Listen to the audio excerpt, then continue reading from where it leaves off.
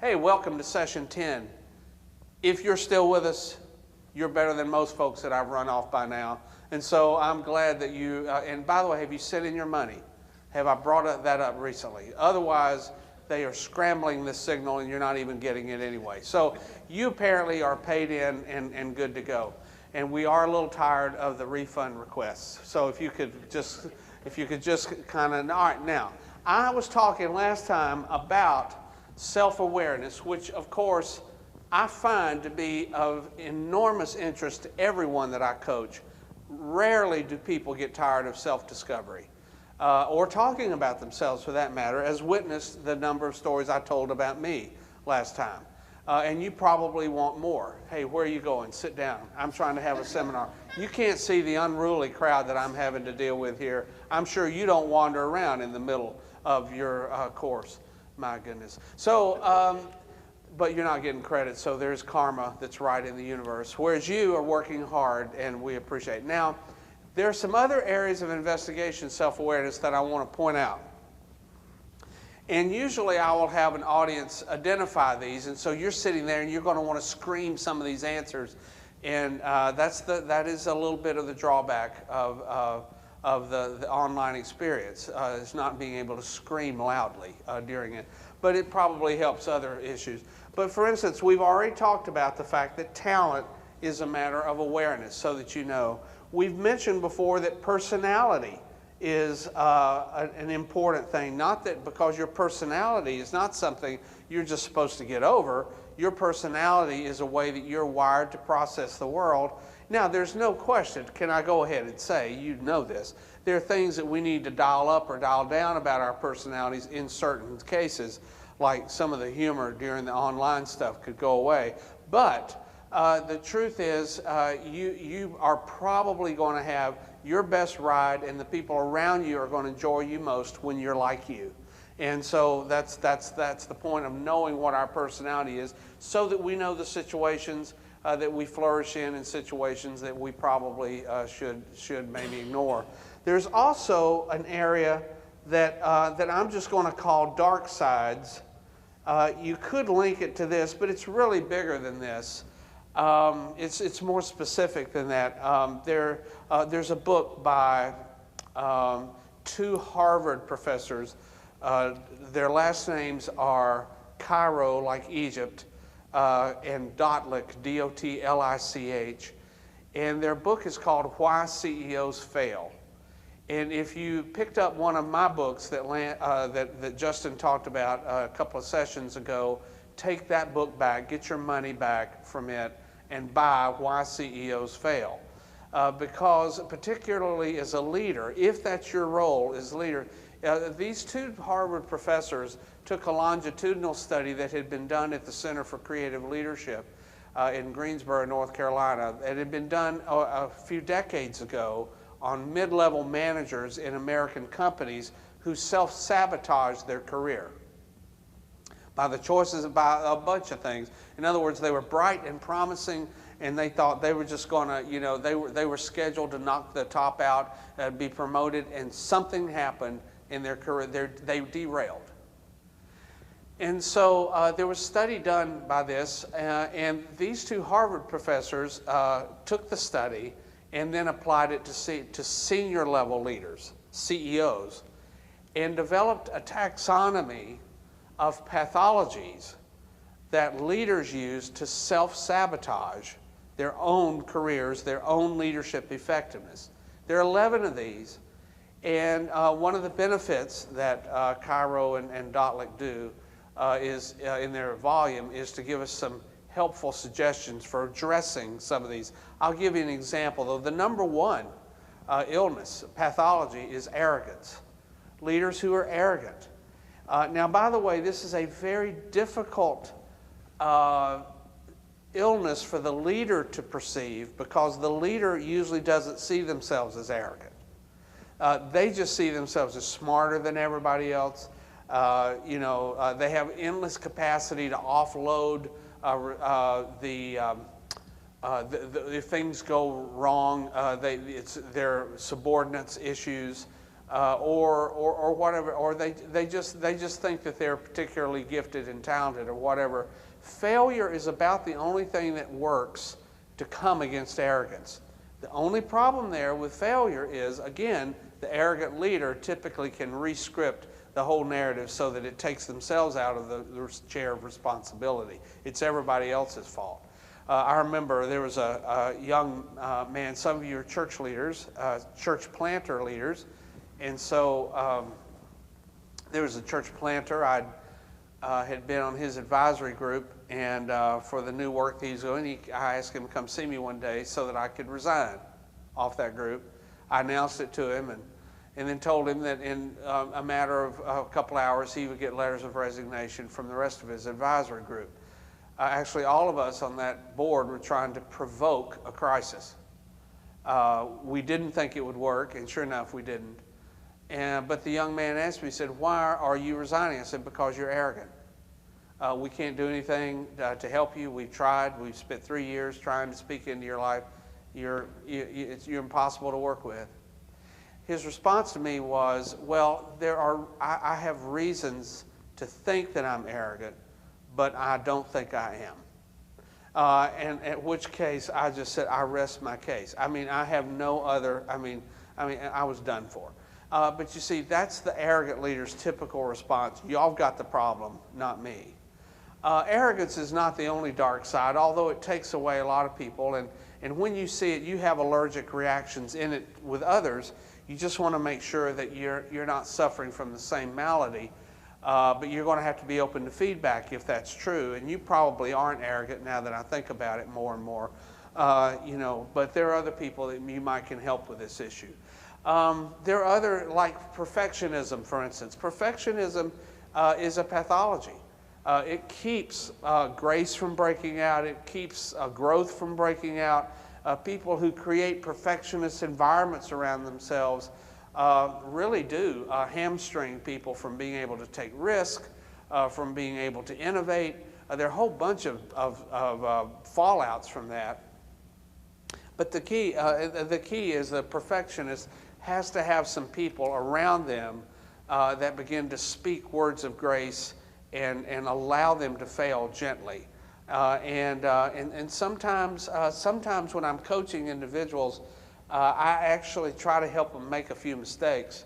It's not all that hard for me to do, but it kind of is one of my talents. But it's really good for them if they're struggling with perfectionism. They need to make a few bad choices, or so just to learn that they can live through it. That last 2% sometimes is not worth all the pain that they're giving everyone else to be totally perfect. Or I could say over drama is the need for drama, the need for acceptance is another pathology. Holy cow, how many of us are so we're addicted to others' approval, and so we can't make good decisions even for our own lives because of that sometimes. So understanding what your dark sides are, I'm just giving you some examples because this is really critical in understanding some of the challenges that you've got. Now, let's face it, we all have dark sides. You are a human being. It comes with the territory of being a human being. To deny this itself is the dark side of arrogance or perfectionism. So if you're listening to me and say, I just don't know of any of those that I've got, well, maybe waking up and smelling coming to the party, there's some things that are kind of the shadow side of you that make it a challenge for your leadership and your personality and for you to become you. Now, there are some other things, of course, in this whole arena of self-awareness that for instance, like, our experiences. Since God is not caught off guard by the assignment that He's given us in life, wouldn't it be just like Him to dial in experiences to prepare us for the journey that He has? And a lot of times as we look back across our lives and our experiences and we connect the dots, we're finally able to see maybe some outcroppings of the mission that God has us on and the contribution that we were supposed to make. This is a self-awareness rather than just assuming that the things that happen to you are random occurrences, maybe to believe that they are coming to you from the hands of a loving God who's trying to nurture you someplace. When it comes to the issue of missional discipleship, missional following of Jesus, you have to decide, do you trust him enough to give him your yes? Because what happens often in the church life that so many of us grew up in, we want to know what God wants so we can decide whether to say yes. The true follower of Jesus that is a disciple is one who says yes, now what? That's a reversal of what? Well, maybe, to yes, now what's the question? That is the test of obedience and discipleship. And so as you examine these all of these and many more, I mean, we just have touched the surface, of this whole self-awareness piece. But I wanted you to be aware that the discipline of your life at being able to investigate these is going to set you up for knowing how the best path for you to follow in becoming the person that God intended for you to be. So self-awareness becomes critical. There's another area that I want to introduce in our time, this time, and will actually require that we spend some time this session and next session as well, and that is, instead of self-awareness, it is self-management. And this is a very important area of growth and development for you, because as you learn to manage yourself, you're learning to become that person that God wants you to be, and that's what disciple. The core word of disciple is discipline. Comes from the same deal. So let's just list some of these, and then you'll go away and figure out ways to apply it. But we all know we need to manage things like time. I mean, it's not as if that's a big shocker to you. Although I would make a suggestion on that. If you find that you are struggling, let's say you want to have more time to serve other people because you realize that's a core value of what it means to be a missional follower of Jesus, so more time to invest in relationships or whatever, then you've got to figure out where you can borrow some time from. And so you probably, or maybe let's just say you feel like on the negative side of that, you're just kind of feeling like you're in perpetual free fall. You never are caught up. You're just always, things are always just swirling around you and you're always behind and all that. With my coaching clients, I ask them to do a time inventory, just like someone who was helping someone with their financial, if they were in financial distress. Oftentimes, financial advisors, the first thing they have us do is do a diary of how we actually spend our money so that we can then figure out where the leaks are. Well, we have to figure out where the leaks are in the time system. And what I discover is that we're leaking time. On internet exchange. We're leaking time in email. We're leaking time in Twitter, or phone calls or unnecessary. So many things just clamor at us, and we don't realize it here. We don't blow 2 hours at a time. We blow 10 minutes here, 15 minutes there, 5 minutes here, and then it just adds up over the course of a day. And how did we get so off kilter? So you might need to think about doing a time diary for a couple of weeks just to figure out where your time is going, so then you can take greater management of your time, because it's a critical part of what it means to really build discipline into your life. Or say money, you would expect me to say money, because time and money always come up when it comes to behaviors and things that reflect who we are. Let me just say something about the whole money issue. You remember we've been talking for several sessions about, and particularly early on, about the narrative that's in our head and the fact that we live up to the storyline that's going on in our head. I will tell you there's a storyline in everybody's head about money. And for some of us, money is a way that we value everybody and everything. And the constant storyline is, how much does that cost? boy, I'd like to have that. Or even going through a store, that's too much. We don't. Or I wonder how much they make. I tell you, he probably knocked down $1,000 more in that research than I did, or whatever. It's just this constant. If money represents worth and value to you, and it does to some degree on everything. That's the whole point. But if that's the provide, or some of us have a storyline of scarcity. There will never be enough. And so we are always worried. We are constantly anxious about money, even when we have it. We think that things could dry up just like that. And some of us, because of that, we oversave. I know that's probably not the challenge but these are the people you run into that stuff money in mattresses and deprive themselves of things, and others, by the way. It's interesting. If you really don't want it, why not give it away? But because the storyline is there's going to come a day and there won't be enough. And it's a God of scarcity, by the way, that is at the center of that storyline. So on, you just find out what people's story. Now, what you have to do, by the way, is if you want a healthy view of this, whether it's Dave Ramsey or whoever it is that you want to get hold of that will help you give a more balanced view, you just have to create another story.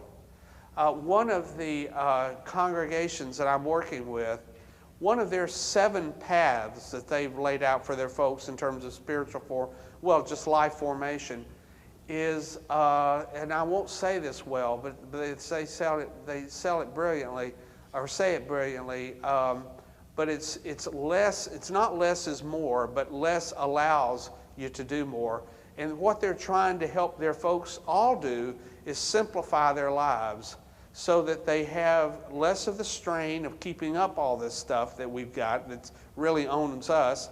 And there are people that are downsizing in their congregation, all to free up money and energy to go toward the folks that Jesus is very concerned about, the lost, the least, the marginalized, the folks that really need a lot of help, our neighbors who are suffering.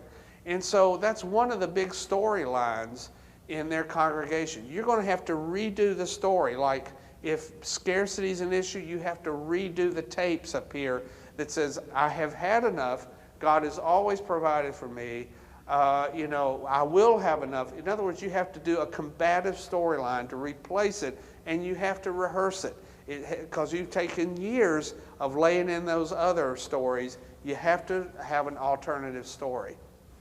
So what I find when I run into folks, and it's just a few years ago, I was having lunch with a church leader who was in financial distress, and he was telling me about it, and the sad commentary out of it, and he was broke.